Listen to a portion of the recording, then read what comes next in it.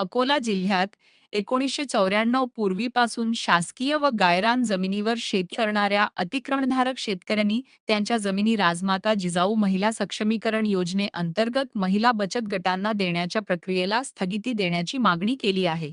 वंचित बहुजन आघाडीच्या माध्यमातून मुख्यमंत्री व प्रशासनाकडे निवेदन देत शेती अतिक्रमणे प्रथम नियमानुकूल करण्याची मागणी करण्यात आली आहे. शेतकऱ्यांकडे 1994 पूर्वीच्या शेतीचे महसूल पुरावे व दंडाच्या पावत्या असल्याचा दावा करण्यात आला आहे.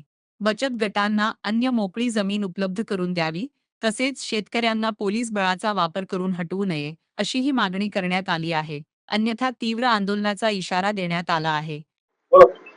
राजमाता जिजाऊ महिला सक्षमीकरण योजनेच्या नावाखाली सध्या अकोला जिल्ह्यामध्ये योजनेमध्ये प्रत्यक्ष जी काही सरकारने गाईडलाईन दिलेली आहे त्यामध्ये प्रामुख्याने एक मुद्दा दिलेला आहे की गायरान जमीन, पडक्या जमीन आणि मोकळ्या जमीन या जमिनी महिला बचत गटांना राजमाता जिजाऊ महिला सक्षमीकरण योजनेच्या नावाखाली 1 रुपया दराने देण्यात याव्या. परंतु अकोला जिल्ह्यामधील